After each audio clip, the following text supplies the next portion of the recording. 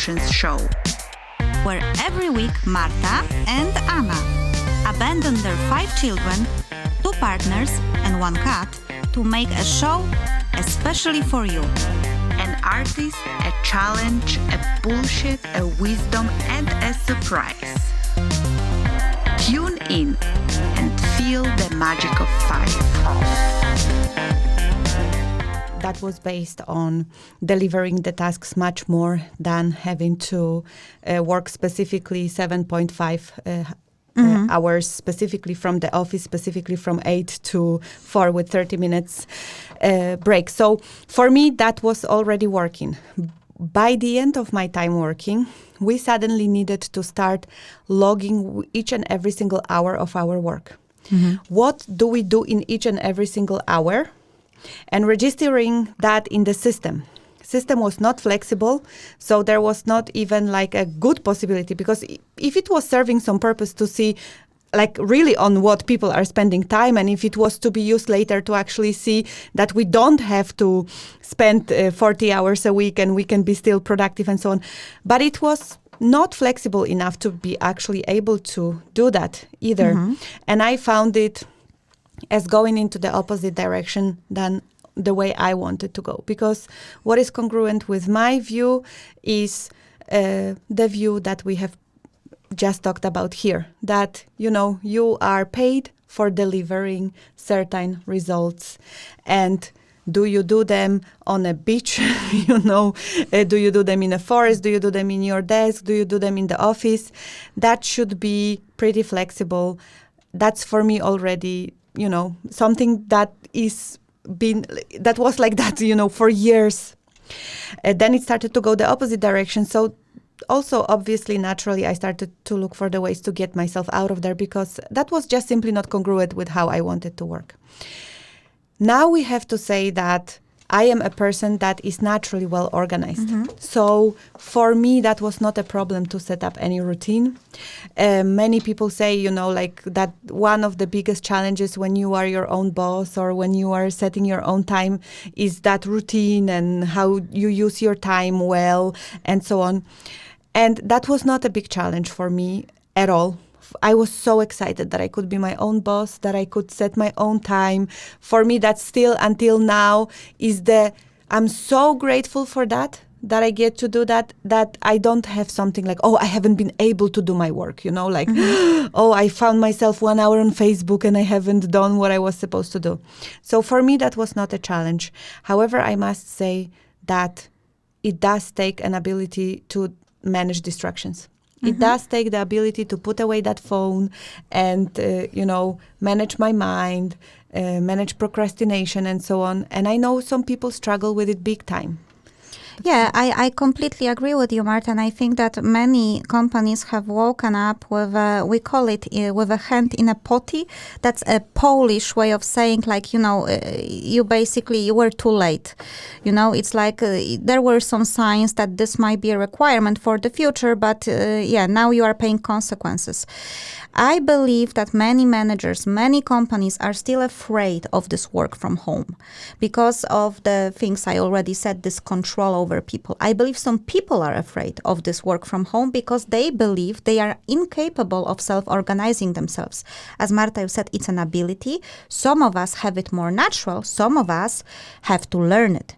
And I believe what would have been the smart way to do it is to see at the current trends, realizing that we are interconnected society, we are global, and start to slowly implement this new way of working, trying to teach people things like how to self-organize your routine in the organizations, trying to actually send people, you have a choice. If you want, you can now try to work from home 2 times a week. Start to do the pilot studies. Now, I believe some companies are like, fuck. They are all working from home and I cannot control them and they cannot control themselves. And what the F is happening? Because you haven't prepared for that. And something that was already discussed over and over for at least a decade, that this will be the reality of the future. And by the way, I'm for hire if someone would like to, would like a consultant. But I believe that now we need to focus on the change management. of changing people's attitude towards this in the organizations. Another thing is that I don't believe that working completely remotely is beneficial neither, because I think that there are two things that has to be present when you are a part of an organization. One is the learning. So basically there are many things that you have to learn when you enter a new company. And yes, we can do the online training and we can do a lot of things, but many of the things we learn, including the culture, is by observing others. There is a lot of this kind of a shadow learning when, for instance, you are a new person and you sit with your colleague who is telling you how to do things. It is very important, in my opinion, to have that. And then I also think it's healthy to have a social relation of a kind with your co-workers. So in my head, my proposition for the future of working would be to spend some percentage actually with people. Because then you will actually not really, you are risking to missing out a lot of a social element of being in the organization from the cultural point of view. And I believe we should have been working on that already. And let's see what the future say. But in the moment when everything crashes and changes at one moment, suddenly everyone works from home, I believe that managers are trying to think, how can I sustain my results? Instead of how can I create a new culture of working and self-managing time by employees and staff. So I still think that the priority will not be on this, when this is actually the most important thing in my opinion right now. Yeah, I wanted to share with you two things. One thing is that I had a trainee with whom I haven't met physically even once during the entire training program. Mm-hmm. She was working from home entirely, mm-hmm. and we were meeting online every day. Sometimes it were just short check-ins to make sure that she knows what to do. Sometimes it were longer meetings. And we included the social part, where some of our meetings were like coffee meetings, where each one mm-hmm. of us got ourselves a coffee and we were just simply talking about how she's doing, how is it working for her to be there and never meeting physically and so on. So just wanted to share that with you, that it's absolutely possible, depending on the type of work that you have, where you can have a very successful, very satisfying, fulfilling relationship at work where you never see each other. Now, I would also like to share a comment from Agnieszka from Germany to that question that you have just shared, Anna. It's also very much culture-based. For example, Germany is still so far away from Denmark in working from home that it makes the employees very frustrated, where the processes, infrastructure, etc. are still not adjusted and some things just don't work. And that decreases your productivity and motivation. I completely agree as well. We have to admit, we do look, I am biased by what is the working culture here in Denmark. That's a very good point. Thank you, Agnieszka, for your comment. Yes, how to, and now the question, of course, right?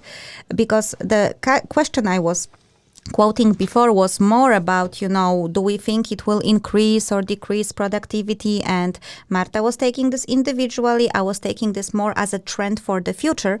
And now we have a comment here where our listener from Germany is saying, yeah, but not every country has the same process and infrastructure to facilitate working from home. What do we do now? Well. I am not quite sure what to do in this situation. I think that this is mainly a big problem for the managers, because they have to be able to motivate their employees. So so there are two sides of it, right? I am an employee. I don't really have infrastructure to work from home. I don't feel supported. I don't get questions, or the system is not working properly. How should I master my motivation and my productivity? And then on the other side of this question stands the manager, who is thinking, how the hell can I do stuff so this employee is working, right? Do you have any ideas how to answer to any of those people here? Well, what I would say is that this is such an amazing learning opportunity, and this really shows us which companies are flexible and which companies can actually adjust themselves to different types of situations and which not. And of course, I mean, if infrastructure is not working, if you actually cannot connect from home with the company systems and so on, I mean, you really cannot work. Or if it is too difficult and your motivation is dropping down. And then it will also really show a lot about, is that the right work or the right company for you? Because I'm always thinking about how I was reacting to the same kind of challenges in the time where I loved my work and I wanted to work that and I was passionate, and how the same challenges were not a big issue because I really loved my work. I was passionate about the company, and no matter the challenges, and the challenges were big, how I was still positive, how I was meeting all those challenges, positively, and it was not impacting my motivation, and how in the same company with the same type of challenges later, I could not even get myself I couldn't figure out how do I get myself to do those things, because simply that was showing me that there is something wrong with my relationship with that work. And of course, we are also humans, and sometimes we can have that productivity drop and motivation drop also because of other things. They are not only solely related to work. So it's also natural that we as humans, we can face that kind of challenge at work related to, for example, we are not coping very well mentally with the fear or, pandemic or whatever. And that's then a different, kind of story. And that also shows who is a good manager, who can approach their employee, in a compassionate way, in a flexible way, find a solution in that situation, and who really needs to upgrade on their skills in that time. I mean, that's the only thing I can say, maybe very general. I think you are actually on point here, because honestly, well, first of all, something like a communication between the manager and the employee, regardless of how bad or good the systems are working, should be a prerequisite in those times to actually have some sort of productivity or motivation going. So I would assume that the first thing to do, if I were a manager, I would basically call my employees. I don't know, not maybe daily, because then they would be like, can you please stop stalking me, manager? But I would have an honest conversations with my employees. What's going on? How can I help you? How, we see that the system is not working perfectly. What can we do so we can actually, maybe we can do some 2 hours of work on some. It's like you have to be creative. You have to have empathy and understand it. And as an employee, I also would expect that I have a manager to whom I can call and say, listen, this is not really working for me. If you don't have a manager like this, or as a manager, you don't know if you can reach out to your employees like this, then you need to consider if you are in the right company and if this is the right environment for you. And I believe a lot of people will have wake-up calls during this time. I believe a lot of people will be wondering, is this really the way to go? And I think that this can also sound extremely insensitive towards those people who lost their jobs. But this is not the point, because we have different countries, different realities, and different cultures of working. And while some people are struggling to find a job, other people might be struggling to keep their job, even if technically they have a safe employment. And I don't like to compare things and say this person has it worse and this has it better. There are different realities, okay? But I do appreciate the fact that many people are currently unemployed. I am going to be unemployed from the next week because my maternity leave is ending, I believe in 5 or 6 days. And I have been applying for jobs since the beginning of March. And you can imagine how easy it is for me to find something now when practically it's hard to get hired when people are getting fired, right? So I'm talking now from a perspective of a person who is facing unemployment. When my life partner is self-employed and he's a musician. So imagine we are a match made in a beggar's heaven. I'm trying to keep my spirit high, of course. But this is a problem for me as well. Because if you are locked home with no help from colleagues, with system breaking down, and with no way to master your motivation or productivity, this is a torture in itself. So all the problems are important. So I believe that this will be a wake-up call for companies, for employees, for people. There will be a lot of thinking and a lot of decision-making. And at the same time, it's also important to give a little bit of patience to that manager, to that company, to that employee. So approach each other with empathy and patience, because it is true. Some types of jobs, some companies, some infrastructure, some processes are not adjusted for that, and it might take some time. So it is also a very good, valid point, to get a little bit of that patience and empathy running both ways. Yes, I agree. Okay, so we have spent actually quite a big chunk of this show on 2 questions, but I think it's also rather refreshing to talk about a bit of a different aspects of the situation we are in. Let's see how many more questions we will be able to take. So question number 3 that I would like to ask you, Marta and Denis, and myself is the question to both of you, Anna and Marta. What has been the funniest experience during the lockdown? Now I wish I have prepared myself. Actually, I knew, of course, we received that question, and I told myself, Marta, remember to think about any funny experiences, and then I forgot to think about it.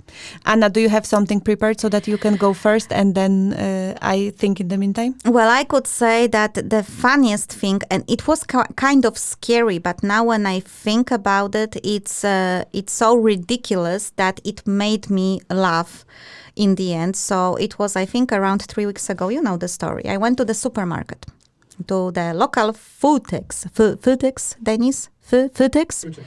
Thank you. And I just went around. I was minding my own business. Probably I had a headset. Of course, I keep all the rules and stuff, and I stay away from people, which I naturally do because I'm a bit of a psychopath. Joke. Well, anyway, I was keeping the distance. Okay, so I made my shoppings, I paid, and I had the headset on, and then we have this revolving door that you are using to leave, and it's a huge revolving door, and there are four boxes that you can enter, and in one box normally you can have up till 6 people, I guess, without the door stopping. So as the rule is to keep a 2 meters distance from people, and I actually can more or less evaluate the distance. When I saw one person coming in, the other person can come in and of course be at the end of the box and still walk, right? So I was just standing there with my headset, and I saw a gentleman in front of me who entered, and I decided to enter with him. Of course, I gave him a second to make a distance from me. And then I heard something, but I had a headset on. So I heard something in Danish.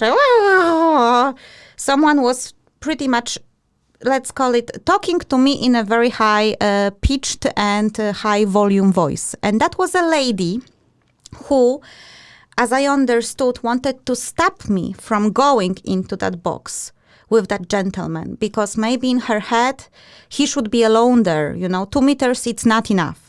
Or maybe she thought I will hug him or kiss him in the neck or something. But what she has done, she actually came so close to me. She was, I believe, 50 centimeters from me, and she was trying to grab me by a hood of my jacket. So basically she herself violated all the rules of social distancing and this 2 meters just to stop me. So I won't go with that guy in one box. Of course, I got quite like, oh my God, what is happening? Someone is attacking me in a supermarket. And I went in and of course the doors started to roll. And I saw this sudden realization in her eyes when she was like, oh my God, I myself have broken the rules. So I have seen her with that kind of an angry yet confused face because I turned around when I was in a box. It was totally bizarre. And then the gentleman left and I left after him. And then I turned around and I saw her in the next box. And then I realized she was with that gentleman. So they were, I don't know, a couple, brother, sister, whatever, but then they were looking at me and they went together in one car. And I was wondering, not only she risked her life by almost touching me, she also is with that guy in one car. Why did she separated herself from him in a revolving door when then they went into the car and they were sitting next to each other side by side? Couldn't wrap my head around it. At the beginning, I was quite scared. I will be honest with you guys. But then I couldn't stop laughing. It was so ridiculous. And I was like, people are really funky these days. You know, they really act weird. And then there was another story I've heard from a friend of mine, and she said that one gentleman who was forced into a quarantine, I cannot tell the whole story because I don't remember. He was forced into the quarantine because either he came from another country, for instance, in Poland we have 2 weeks obligatory quarantine, regardless if you are sick or not sick, tested or not tested, you have to be 2 weeks at home. And he was so desperate to get out because police is checking you up. You know, every day they knock on the door and see if you are home, and that is at any given hour. So from what I understood, he dressed himself as a woman in order to leave the house. So the police who normally sit somewhere, I don't know, in a car, in the bushes or crosses by, that they know him because, you know, you actually can build a relationship with a policeman if he's knocking at your door 2 times a day. So just to get disguised, he dressed himself as a woman to leave the house. So things people do. That's the only, I guess, relatively funny things that I came up with. Well, I must say that I have an impression that I just cannot remember. I remember myself laughing many times during the quarantine, and probably I can just not remember. The only thing I remember that was like a fun experience was something that I already shared, and it was related to me going on to Italian news. Like completely spontaneously agreeing to do an interview, making videos of how it is actually in Denmark. And I remember that the day was supposed to be beautiful, and I was sure that I'm gonna show this, great, beautiful spring weather, that the kids are playing nicely, like send hope, and started to be very windy, very cold, and I needed to record like my kids putting layers and layers of clothing, and I was like, damn it, they will probably think I'm like a horrible mom, sending their kids, her kids into the cold weather that was cold only for 1 hour, and then the sun that was supposed to come out did come out later on. And I had my friend writing to me from Italy, Marta, I just show you, I've just seen you on Italian TV. What were you doing there? I could not even hear what you were saying. I was just like, I know her. So that was like the most fun experience. Yeah, I think you have hinted on that in one of the shows. We then recorded this whole story in a show that we never aired. Okay. So it's good that I gave a bit of a background story. Yes, because ladies and gentlemen, Marta Rodriguez-Karpowicz was featured in Italian national news. I will now be able to actually attach the video clip to our show notes because Marta, you were showing basically how you are sending your kids to school after the quarantine. Yes, yeah. And I also wanted to mention that now they have gone there for almost 3 weeks, and they are healthy, they are happy. I haven't heard of any COVID-19 cases, neither in the school nor in the kindergarten. In the kindergarten, I must say, not all the kids are going. There is less kids coming to the kindergarten. As far as I hear in the school, at least in my child's class, all the kids are coming. So despite fears of many parents, what to do with that, I can now from my own experience say that it's working all right, because the cases are supposed to, spread between 2 to 12 days. We have now passed that mark quite a while ago, and it's going all right. It's going safe, and my kids are very happy to be back at school and kindergarten. That's good to hear. That's really good to hear. We have still 6 minutes to be here live on air with you guys. Well, Dennis says 5, I see 6. So, we will see who will win. Of course, it will be Dennis. Can I share something that we got funny thing from our listener? Yeah. That David Villanueva about the funniest thing. So, reading a comment here from Dave. Yeah. The funniest thing I've seen is being asked for a seat reservation facing up to 750 kronas when you are the only one in the train at midnight. Yeah, that is a funny story when basically you are, the little background, Dave was coming back from his recording studio in a train, and now the law is that you have to buy a seat reservation, not buy, it's for free. You have to just reserve it online, or you have to buy it for free in the how is it called? The ticket the ticket booth, right? And the ticket booth was not working. It was not giving those reservations. And as he had to go back home, he was like, okay, I will just go in and see what's the situation. There was literally one more person in a train with him. So basically you had like 3 wagons for yourself. And then the conductor came and he started to ask for a seat reservation. And he was like, well, listen, the machine is broken, and actually when machine is broken, it's in the responsibility of the railways to actually, to take it into consideration, because I had situations like this. The machine is broken, 7-Eleven is closed, the train is empty anyway, so, it's like, what's the problem? And the conductor was trying to give him 750 kronas fine because he has to have that seat reservation for that empty train. It would be funny if it wouldn't be tragic in the same time, but thank God he didn't have to pay in the end of the day. Here again, empathy and compassion work in both ways is such a good and helpful tool. Yeah. The conductor guy could be very stressed and worried for his work. We don't know his situation. Truly, that's true.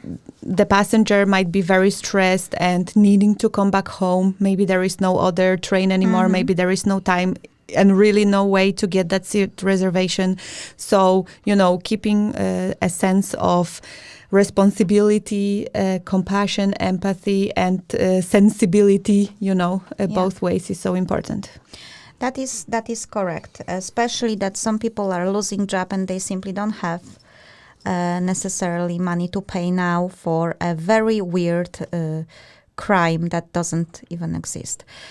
The last question, and we have probably according to Dennis 2 minutes, but I see 3 because we can also talk over our outro. Well, just a statement from each of you. Yes.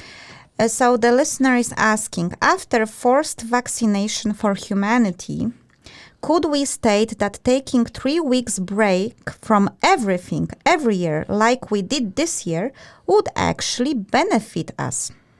Yes. As long as it's not forced, but our free will choice, yes. What forced vaccination? That's the question I have received. So I think the assumption is that after the humanity will be vaccinated, so after we will be able to live normally. Okay, so I maybe, yeah. Yeah, because I will say it again. After forced vaccination for humanity, could we state that taking 3 weeks break from everything every year, like we did this year, would actually benefit us? Very confusing and very difficult question for me. There might have been a statement that is smuggled in this question. The premise is after forced vaccination, and there is no forced vaccination. Yet. I guess. I don't know. It's a hypothetical. Then let's agree like this. After all of this is over, right? After the COVID-19 is not a pandemic anymore, could we state that taking 3 weeks break from everything every year, like we did this year, would actually benefit us? Definitely, yes. Yeah, especially if it would be free. I mean, Yeah. we could freely agree to it rather than be...